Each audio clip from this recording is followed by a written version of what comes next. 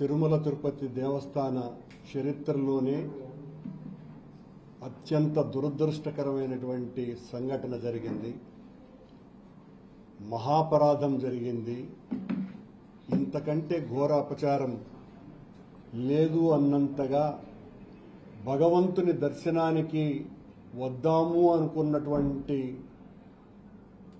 భక్తులకు వైకుంఠ ఏకాదశి నాడు స్వామివారి దర్శనం చేసుకుందాము అనే ఆలోచనతో వచ్చినటువంటి భక్తులకు తిరుమల తిరుపతి దేవస్థాన నిర్వాహకం కారణంగా వాళ్ళు ఒకరోజు ముందే నేరుగా వైకుంఠానికే వాళ్లను సాగనంపినట్టుగా ఈ ప్రభుత్వం చేపట్టినటువంటి చర్య వలన జరిగింది. చంద్రబాబు నాయుడు గారు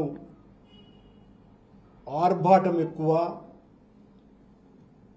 ఆచరణ తక్కువ.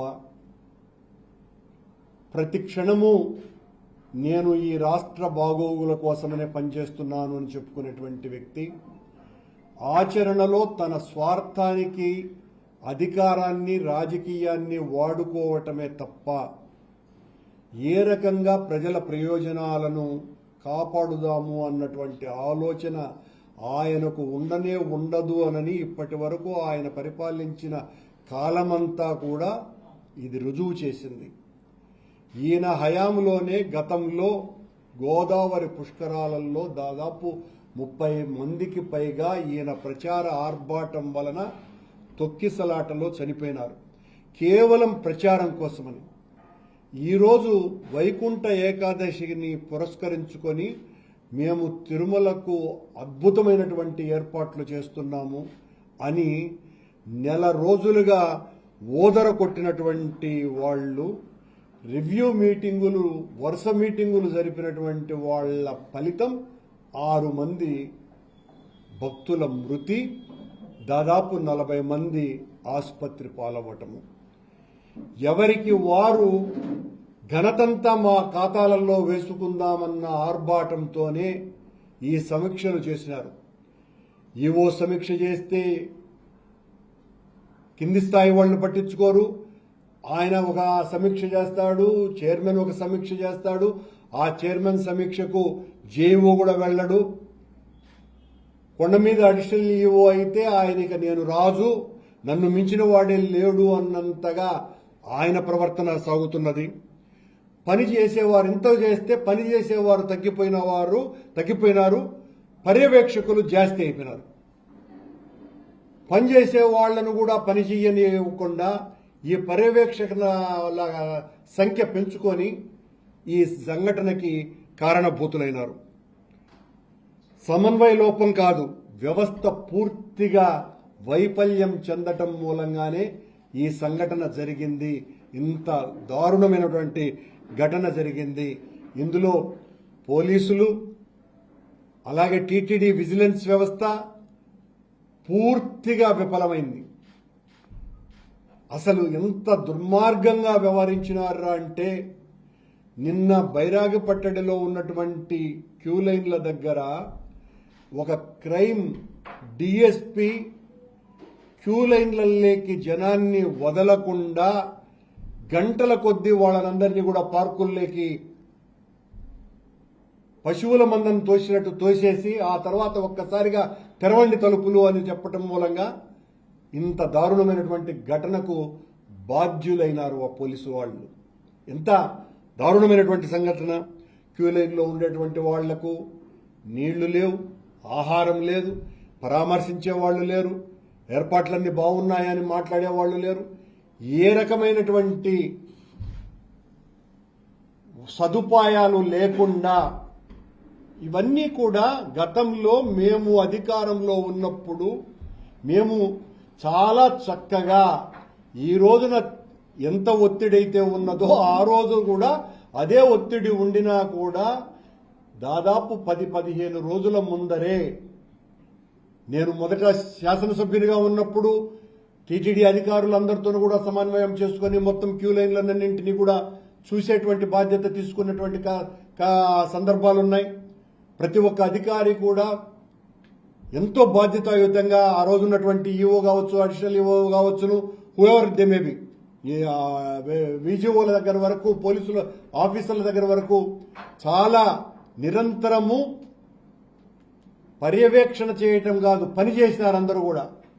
ఎక్కడ ఎవరికి ఏ ఇబ్బంది లేకుండా చూడటం బాధ్యతగా తీసుకొని పని చేస్తే ఏ రకమైనటువంటి తొక్కిసలాటలు లేకుండా చాలా అత్యద్భుతంగా మేము నిర్వహించినాం. కానీ ఈ రోజున పరిస్థితి ఏంటి?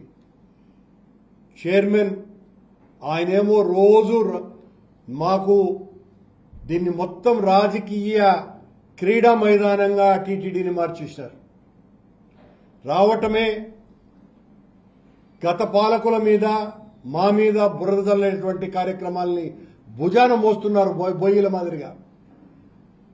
ఎంతసేపు మీరు చేస్తున్నటువంటి తప్పులకు ఈ పాపాలన్నీ కూడా కారణభూతం గత పాలకులదేనని మా మీద నెట్టేసేటువంటి కార్యక్రమాలు చేస్తున్నారే తప్ప మీరు అసలు ఏం చేశారు? మీ పాలనలో, మీ పాలక మండలిలో రెండో సమావేశంలోనే మీకు సంబంధించినటువంటి పత్రికలు, ప్రసార మాధ్యమాలే చైర్మన్ పూర్తిగా నామకా వాస్తే అయిపోయినాడు అని వాళ్లే రాసినారు, వాళ్లే మాట్లాడినారు. అంటే ఏ స్థాయిలో ఉన్నది మీ చర్యలు, మీ స్థానం ఏది అనే దానికి ఇంతకంటే ఉదాహరణ లేదు. మీ గురించి లెక్క పెట్టేవాళ్లే లేరు. అక్కడ ఉన్నటువంటి ఆ కొండ మీద ఉన్న వెంకన్న చౌదరి నేను సీఎంకు నేరుగా బాధ్యుణ్ణి అని ఎవరిని కూడా లెక్కే చేయకుండా ఈ సంఘటన పూర్తిగా అడిషనల్ ఈఓకు సంబంధించినటువంటి వ్యవహారం. కొండ మీద దర్శనాలకు సంబంధించిన ఏర్పాట్లలో పర్యవేక్షణ కావచ్చు, పని కావచ్చును కీలక పాత్ర వహించాల్సినటువంటి వ్యక్తి వెంకన్న చౌదరి. కానీ వెంకన్న చౌదరికి చంద్రబాబు గారి సేవ తప్ప భక్తుల సేవ పట్టనే పట్టదు. అతను వచ్చినప్పటి నుంచి ఇదే చర్యే. ఈయన ప్రతిపక్షాలకు సంబంధించినటువంటి వాళ్ళకందరికీ కూడా ఏ రకమైనటువంటి ప్రాధాన్యత ఇవ్వకుండా ప్రభుత్వంలో ఉన్నటువంటి వాళ్లకు ఊడిగం చేస్తూ ఒకసారి వెలికి తీయాలా. రోజు దాదాపు 7,000 మందికి పైగా విఐపి బ్రేక్ దర్శనాలు ఈ రోజున జరుగుతున్నాయి. మేమున్నప్పుడు అంత జరగలా. మా మీద అభాండాలు వేస్తారు మీరు. ఈ రోజున వాస్తవం ఇది. మీకు కావలసినటువంటి వాళ్లకంతా కూడా రాచ మర్యాదలు చేస్తున్నాడు ఈ వెంకన్న చౌదరి. ఈ వెంకన్న చౌదరి పూర్తిగా బాధ్యత వహించాలా. చంద్రబాబు గారి సేవలో నిమగ్నమైనటువంటి వెంకన్న చౌదరిని, ఆయన మీద అజమాయిషీ చేయలేనటువంటి స్థితిలో ఉన్నటువంటి ఈఓ శ్యామలరావు గారిది కూడా దీనికి బాధ్యత వహించాల్సినటువంటి అవసరం ఉన్నది. ప్రతిపక్షాల మీద ఎప్పుడెప్పుడు దొరుకుతారా, వాళ్ళనందరినీ కేసులు పెట్టి లోపల్లో వెయ్యాలా అనేటువంటి ఉద్దేశంతో అదే పనిగా తీసుకొని రాబడ్డటువంటి తెలంగాణ నుంచి ఓ ఎస్పీ స్థాయి అధికారిని ఇక్కడికి తీసుకొని వస్తే ఏం చేస్తున్నట్టు మీరంతా కూడా? మీరందరూ కూడా చంద్రబాబు గారి సేవలో తలమునకలైనారు. పూర్తిగా అందులో పునీతులవుతున్నారు.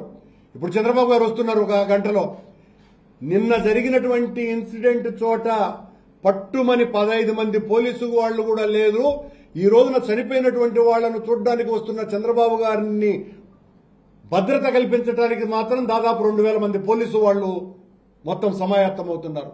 అంటే ఎవరిని మీరు పట్టించుకోవాల్సినటువంటి అవసరం ఉన్నదో ఆ భక్తుల యొక్క క్షేమాన్ని గురించి రవింత కూడా పట్టించుకోకుండా ఇప్పుడు రంగంలోకి దిగి అక్కడ మమ్మల్ని కూడా రానివ్వకుండా బెదిరింపు కార్యక్రమాలు చేసి క్షతగాత్రులను చూడడానికి కూడా మాకు అవకాశం కల్పించకుండా చేసేటువంటి క్రీడా రాజకీయాల్ని చెయ్యటం అన్నది చాలా దుర్మార్గమైనటువంటి తనము.